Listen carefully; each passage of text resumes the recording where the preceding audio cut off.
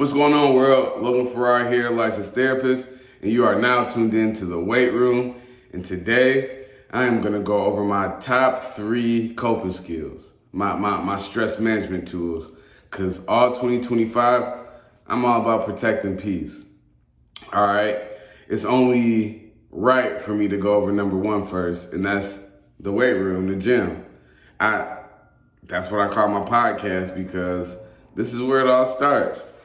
In the AM. This is where I get rid of a lot of stuff, a lot of bad habits, a lot of negative self-talk, because there is no way, there's no way a person can come into the gym and leave the gym negative. Like I haven't seen it. I've been going to the gym for a long time.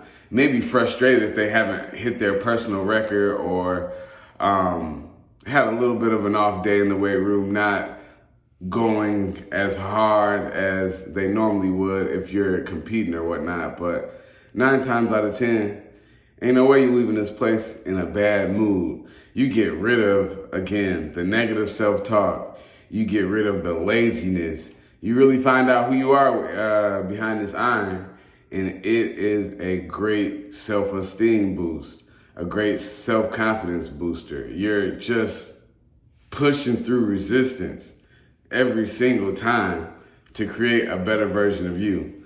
And not only that, the weight room exercise, it brings mental gains, mental clarity, mental toughness, mental resilience, but it also, obviously, it improves you physically, which also comes with a big self-confidence boost. You're happier, you feel better, you're more outgoing, you're energetic. It creates a whole different aura, a whole different type of energy.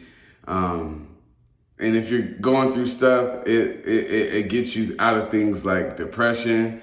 It has you locked in and focused, which diminishes anxiety, the excessive fear or worry about what's taking place, what's going on in your life.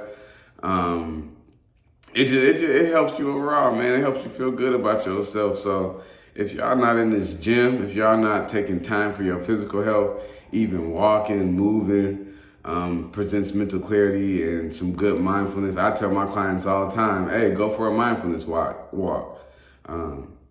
Even if you walk the same path, you're gonna notice different cars, different things about a house. It increases your presence. So exercise, that's my favorite. That's where it all starts. I will say my favorite is self-talk because, like I said in my last episode, words are like self-hypnosis. They come out of the mouth and they go straight to the mind, which influences your emotions, how you feel, and boom, it creates that behavior. You know, it dictates that perception that we have of the life that we live.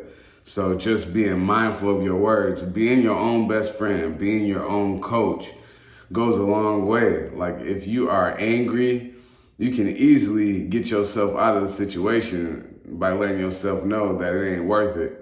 And as you're redirecting your attention elsewhere, don't stay in that negative stimuli.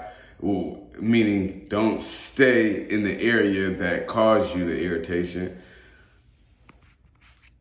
Walk away and talk to yourself.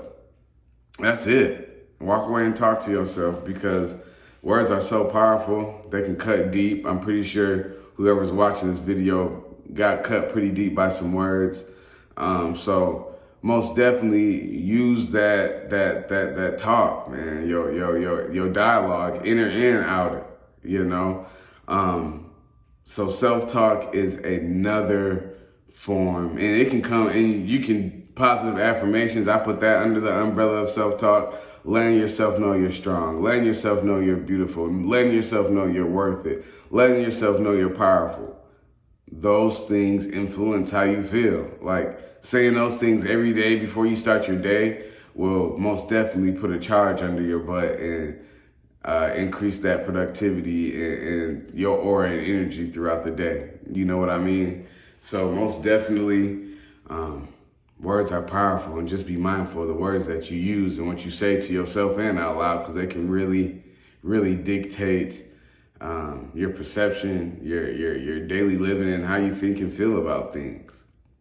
So we got self-talk, we got exercise, and then my last one would be, man, I use those two all the time. So let me think real quick. I guess in the therapy world, we call this technique cognitive reframing. So that means changing a negative situation to a positive. I'm always on my toes when it comes to that. If, like, my lady looks at me like, man, why aren't you be realistic? Like, everything isn't roses and cherries and berries, whatever that expression is. Like, and sometimes that conversation gets heated because how has that affect my world with being positive all the time?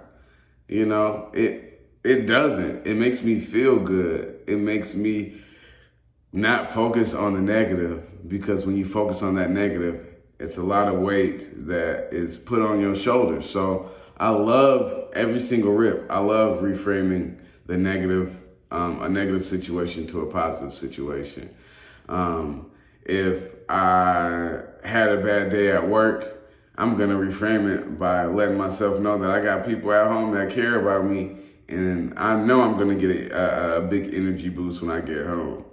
And there's always tomorrow, if God willing. There's always the next day to improve and level up. You know, cognitive reframing also helps you get out of keep yourself from from having a bad day.